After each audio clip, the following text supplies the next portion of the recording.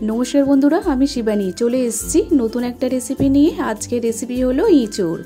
इचोड़टा आमी रान्ना करब खासिर मांसेर चर्बि आर मेटे दिये। एटा आपनारा कषा कषाओ राखते पारेन बा एकटु झोलও राखते पारेन। भातेर साथे मेखे खेते किन्तु असाधारण लागे। भिडियोटी प्रथम थेके शेष पर्यन्त देखार जोन्नो अनुरोध रइलो। आर आमी किभाबे बानाच्छि आपनारा देखे निन, आशा करी भालो लागबे। ताहले चलुन रान्नाटा शुरू करी। प्रथमेই আমি এঁচোড়টা কেটে নেব। তার জন্য বটির গায়ে একটু তেল মাখিয়ে নিলাম, হাতেও একটু তেল মেখে নিলাম, তাহলে আটাটা আর বটিতে বা হাতে লেগে যাবে না। এবার এঁচোড়টা কেটে নেব।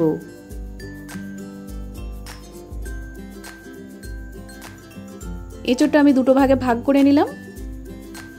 এবার এর মধ্যে যে আটাটা আছে একটা পেপারের সাহায্যে এই আটাটা মুছে নেব।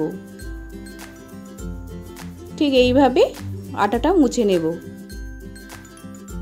এঁচোড়ের মধ্যে যে আটাটা সেটা আমি পরিষ্কার করে নিলাম। এবার ছোট ছোট পিস করে কেটে নেব।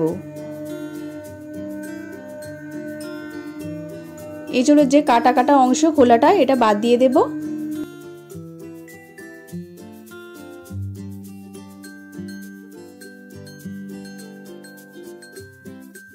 একটু সবুজ অংশটা ভালো করে বাদ দিতে হবে।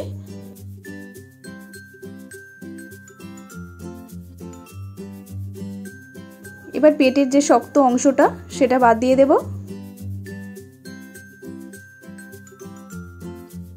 এইরকম বড় বড় সাইজ করে কেটে নেব।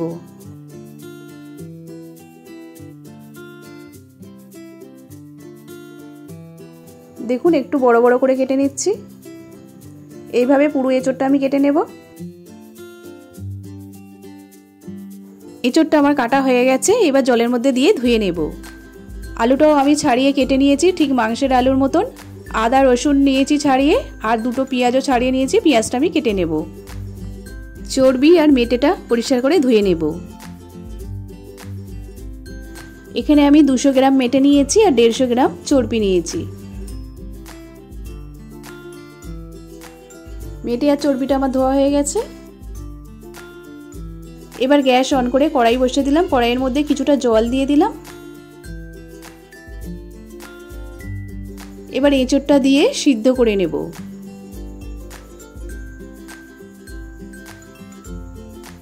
নুন দিয়ে দেব 1 চামচ, হলুদ দিয়ে দেব 1 চামচ,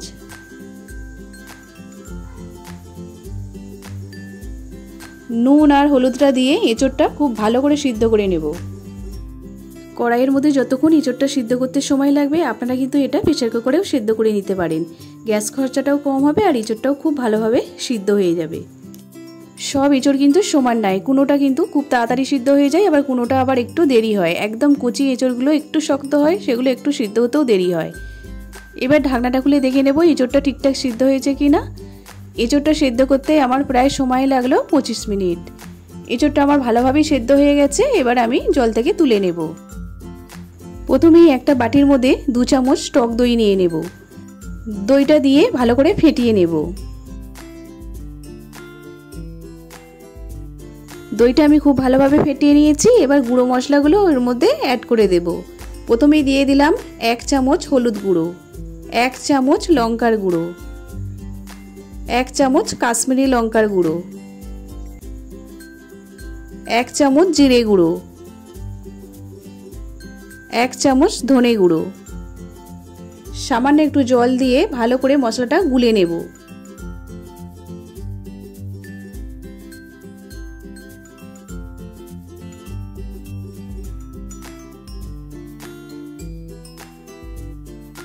মশলাটা আমি খুব ভালো করে মিশিয়ে নিয়েছি। এবার সিদ্ধ করা এঁচোড়টার মধ্যে আমি কিছু মশলা মাখিয়ে নেব। তার জন্য দিয়ে দিলাম 1/2 চামচ রসুন বাটা, 1/2 চামচ আদা বাটা, 1 চামচ কাশ্মীরি লঙ্কার গুঁড়ো, সামান্য একটু তেল দিয়ে ভালো করে মাখিয়ে নেব। এর মধ্যে আমি হলুদ আর নুনটা দিলাম না, কেন সিদ্ধ করার সময় আমি হলুদ আর নুনটা দিয়েছিলাম, একদম রান্নার সময় দেব। এবার খুব ভালো করে এটা মাখিয়ে নেব। টক দইটা আমি মশলার সাথে মিশিয়ে নিয়েছি, নাহলে এখানে দিয়েও মাখানো যায়। গ্যাস অন করে কড়াই বসিয়ে দিয়েছি। কড়াইয়ের মধ্যে দিয়ে দেব সরষের তেল। তেলটা গরম হয়ে গেছে। এবার আলুগুলো দিয়ে দেব।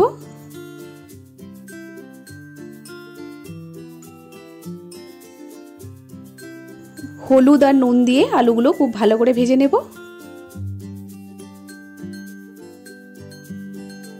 আলুগুলো আমার ভাজা হয়ে গেছে, এবার তুলে নেব।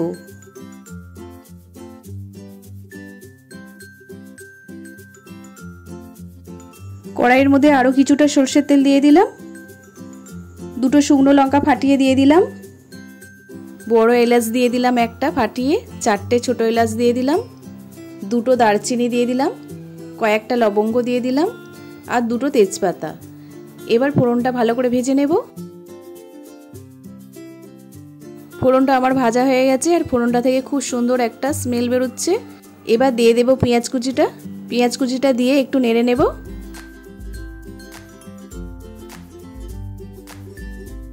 সামান্য নুন দিয়ে দেব। নুনটা দিয়ে দিলে পেঁয়াজটা খুব তাড়াতাড়ি নরমও হয়ে যাবে আর পেঁয়াজটা খুব তাড়াতাড়ি ভাজাও হয়ে যাবে। এবার পেঁয়াজটা আমি খুব ভালো করে ভেজে নেব। পেঁয়াজটা আমার ভাজা হয়ে গেছে দেখুন। এবার দিয়ে দেব রসুন বাটা। 1.5 চামচ রসুন বাটা দিয়ে দিলাম। 1 চামচ আদা বাটা দিয়ে দেব। আদা রসুনটা পেঁয়াজের সাথে ভেজে নেব। পেঁয়াজের সাথে আদা রসুনটা খুব ভালো করে ভেজে নিয়েছি আর রসুনের কাঁচা গন্ধটাও চলে গেছে। এবার দিয়ে দেব টমেটোর কুচি। এখানে আমি একটাই টমেটো নিয়েছিলাম। এবার আদা রসুন পেঁয়াজের সাথে টমেটো ভালো করে নাড়াচাড়া করে নেব। যতক্ষণ না টমেটোটা নরম হয়ে যাচ্ছে ততক্ষণ এইভাবে নাড়াচাড়া করে নেব।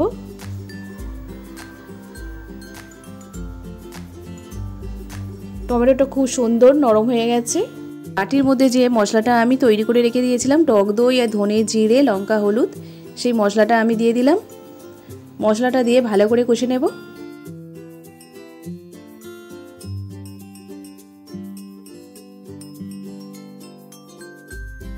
দেখুন মশলাটা খুব ভালো করে কষে নিয়েছি। এবার দিয়ে দেব আমি মটনের চর্বি আর মেটেটা।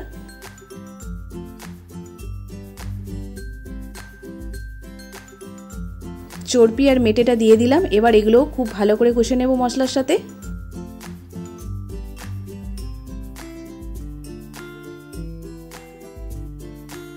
চর্বি আর মেটেটা আমি মশলার সাথে খুব ভালোভাবে কষে নিয়েছি। এবার ভেজে রাখা আলুটাও দিয়ে দেব। সামান্য একটু মশলার বাটি ধোয়া জল দিয়ে দিলাম। আবারও একটু আলুর সাথে মশলাটা ভালো করে কষে নেব।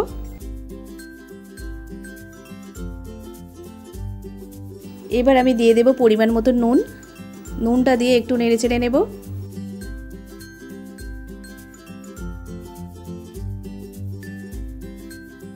এবার দিয়ে দেব এঁচোড়টা। এঁচোড়টা দিয়ে খুব ভালো করে কষে নেব।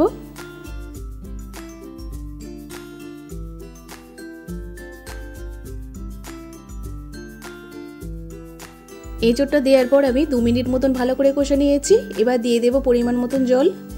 এঁচোড়টা আমি একটু কষা কষা করব, সেই জন্য জলের পরিমাণটা কম দিলাম। আপনারা যদি এটা ঝোল বানাতে চান সেক্ষেত্রে একটু জলটা বেশি দিতে পারেন। আর সামান্য একটু জল দিয়ে দিলাম। 1 চামচ চিনি দিয়ে দেব। এবার ঢাকা দিয়ে রান্নাটা হতে দেব। 20 মিনিট পর ঢাকনাটা খুলে আমি দেখে নেব। এবার একটু ভালো করে নাড়াচাড়া করে নেব। সবশেষে দিয়ে দেব গরম মশলার গুঁড়ো। 1 চামচ ঘি দিয়ে দেব। ঘিটা আপনারা নাও দিতে পারেন। এবার ভালো করে আবারও নাড়াচাড়া করে নেব। কষা কষা একদম মাটনের চর্বি দিয়ে এঁচোড় আমার একদম রেডি হয়ে গেছে। রান্নাটা আমার একদম রেডি হয়ে গেছে বন্ধুরা। এই বছরে খাসির মাংসের চর্বি আর মেটে দিয়ে এঁচোড় রান্না কেমন লাগলো অবশ্যই আমাকে জানাবেন। আর ভিডিওটি ভালো লাগলে লাইক শেয়ার আর সাবস্ক্রাইব করতে ভুলবেন না যেন। নমস্কার।